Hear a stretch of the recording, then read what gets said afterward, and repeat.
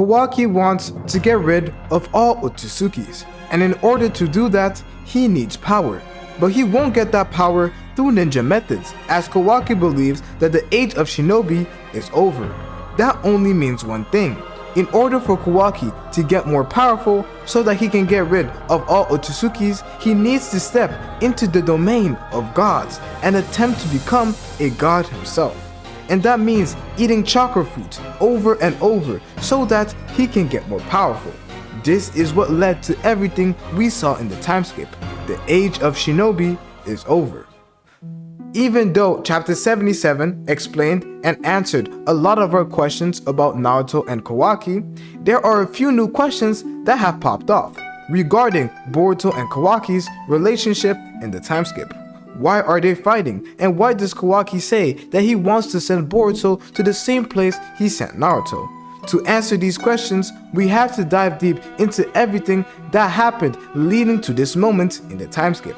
So what I think might have happened is that Kawaki has sent the rest of the people in the village to the same dimension that he sent Naruto and Hinata. We have to remember that they are not really involved, so I don't think that Kawaki will go out and kill them randomly. That's just unnecessary. The people who I believe may still roam free are the characters who are going to have a lot of influence in the time skip. Apart from Boruto and Kawaki, I believe that Sadara, Mitsuki, Hima, Amado, and maybe Ida and Damien will be instrumental in the time skip, and the writers will focus on all of them.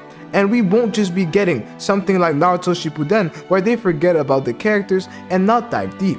They will choose the characters that they want to focus on and dive deep into them in the time skip. So now, what is Kawaki doing in the time skip?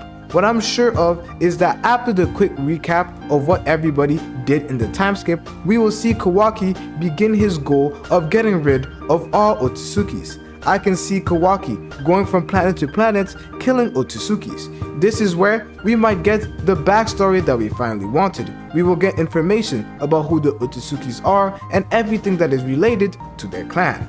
This will be instrumental to how we view the Otsusukis and if their actions are truly justified.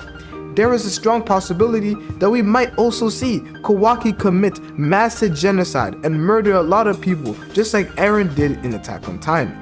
And just like they did in Naruto Shippuden with the introduction of pain, we might dive deep into philosophy and try and see if Kawaki is justified for everything he is doing.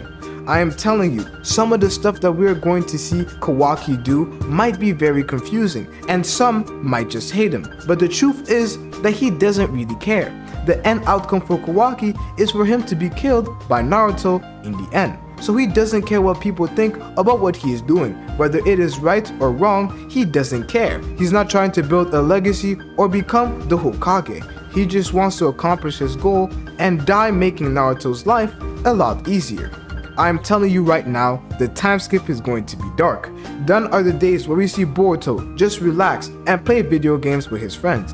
This is all over. The time skip is finally here. This leads me on perfectly to my next point. Kawaki will destroy this planet by planting a chakra fruit in order to become stronger. Because you have to realize, no matter how strong Kawaki is right now, there will always be people who are stronger. Ida and Damien, or Damien at least, is an example of this. As the story progresses, Kawaki will just meet stronger and stronger people, and he will have to adapt to it. And as an Otsutsuki, there is only one way to get this done: to eat and destroy chakra fruits from all the planets he goes to. This is what Kawaki might have to do in the time skip, and low-key become what people deem to be a villain because of just how far Kawaki is going. Just like what Boruto said to Kawaki, why did you go so far? Was this truly the only option? This explains it all, but it is not that simple. There are a few things that we have to pay attention to. With what I said about the Otsutsuki extermination arc that Kawaki will soon embark on, there is a possibility that they might retaliate because of everything that Kawaki has done.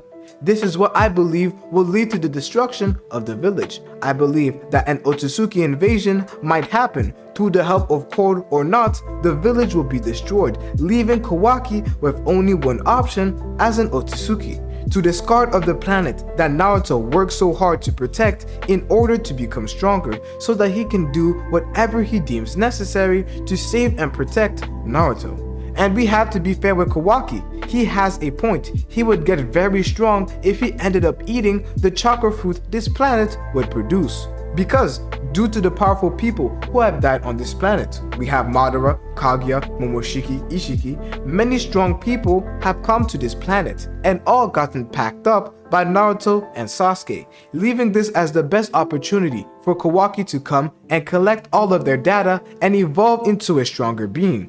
But what Otsutsuki would Kawaki end up using? He won't sacrifice Boruto, right?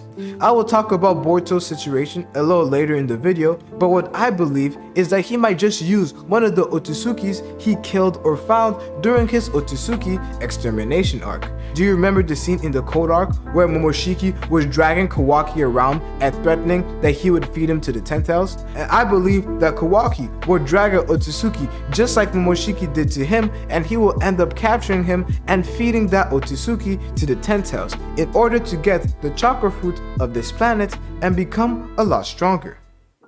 But Boruto will not allow this to happen. As we see in the time skip, Boruto won't let Kawaki do what he wants, and he is in direct opposition with Kawaki. This planet is the place his father worked so hard to protect, and he won't just let Kawaki destroy it. But as you can see, Kawaki said that he will send Boruto to the same place he sent Naruto. The question is why? Why does Kawaki want to send Boruto to the same place where he sent his father? Doesn't Momoshiki still live inside of him? Wouldn't he be a threat to Naruto?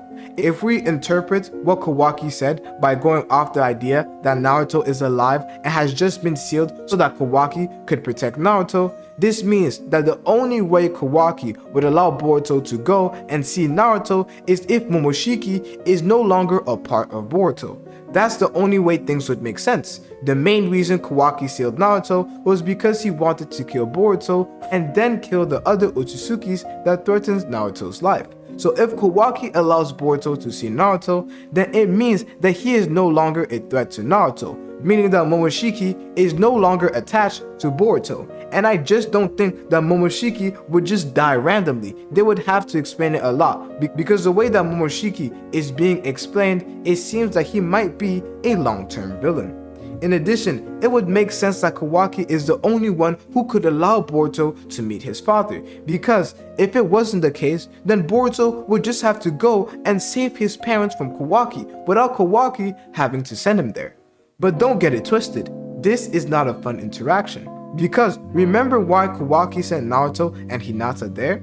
The only reason he did that is because they would be in direct opposition with Kawaki's goal. So it means that the people that Kawaki sent there is those that he wants to protect and who could be in direct opposition with his plans, just like Boruto appears to be in that scene. So I think that Kawaki wants to seal Boruto just like he did with his family, so that he can eat the chakra fruit of this planet and eradicate all Otsutsuki's by himself. This is why you have to watch this video right here as I explain who will be the next one to eat this planet's chakra fruit.